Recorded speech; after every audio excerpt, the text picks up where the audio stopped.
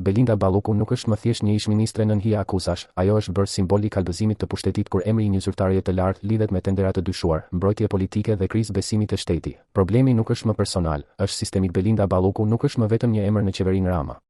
Ajo është kthyer në një simbol të një modeli pushteti që për vite me radhë ka kërkuar të paraqesë arrogancën si forcë, propagandën si sukses dhe kontrollin mbi fondet publike si të drejtë të pakufizuar të qeverisjes. Kur një zyrtare e nivelit të saj del në qendër të një çështjeje të rëndë korrupsioni të lidhur me tendera publik për projekte infrastrukturore me vlerë mbi 200 milion euro, atëherë kemi të bëjmë jo me një incident, por me një alarm për vetë shtetin.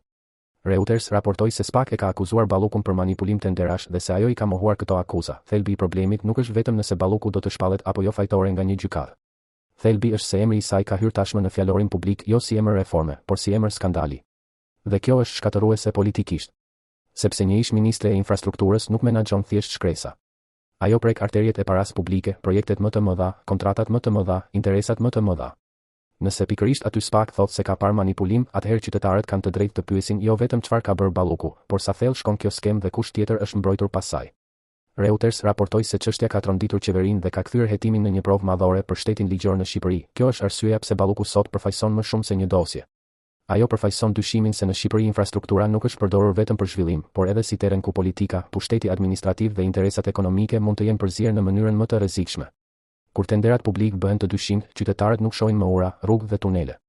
Ata shohin një shtet që rrezikon të kthejë taksat e tyre në privilegj të pakicës, edhe mënyra si qeveria reagoi e rëndon figurën e saj politikisht. Reuters raportoi se Rama e mbajti Ballukun në mbrojtje për një kohë, kritikoi gjyqësorin për këtë kalim dhe madje kërkoi ndryshime ligjore që do të kufizonin pezullimin e ministrave nën hetim. Kjo e bën çështjen edhe më të rëndë, sepse nuk kemi thjesht një zyrtare të akuzuar, por dyshimin se pushteti ekzekutiv u rreshtua për të amortizuar goditjen ndaj saj. Pikërisht këtu Balluku bëhet figurë emblematike e një sistemi që nuk prodhon vetëm dyshime për korrupsion, por edhe kulturë pandëshkueshmërie. Në vende normale, një hetim i kësaj peshe do të shoqërohej me tërheqje të plot morale dhe politike. Në Shqipëri, siç treguan zhvillimet e raportuara nga Reuters, pasuan përplasje politike, protesta në rrugë, tension me SPAK-un dhe një klim ku hetimi u trajtua jo si çështje transparence, por si luftë për mbijetesë pushteti. Dhe kjo e çon çështjen në nivelin më të rëndë të kritikës. Balluku nuk është thjesht një ish-ministre nën akuzë, ajo është bërë fytyra e asaj pjese të qeverisjes që shqiptarët e lexojnë si arrogancë e pasuruar me pushtet. Në perceptimin publik, kur një emër i tillë lidhet me tendera të dyshimt, pyetja nuk është më teknike. Është morale. Sa shumë është përdorur shteti për interesa që nuk kanë lidhje me qytetarin, prandaj kritika ndaj Ballukut nuk ka pse të jetë e bull. Ajo duhet të jetë e drejtë për drejtë. Nëse akuzat e ngritura ndaj saj provohen, atëherë kemi të bëjmë me një nga figurat më domethënëse të abuzimit me pushtetin në vitet e fundit. Nëse nuk provohen, përsëri dëmi politik është i madh, sepse vetë fakti që emri i saj u bë sinonim i krizës së korrupsionit në zemër të qeverisë tregon se sistemi që e ngriti ka prodhuar mosbesim të thellë.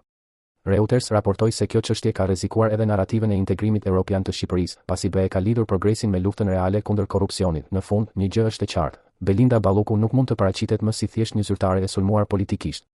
Ajo është tashmë një figurë qendrore e një skandali që ka vënë në provë jo vetëm qeverinë Rama, por vetë besimin e publikut se në Shqipëri pushteti mund të hetohet pa u mbrojtur nga pushteti.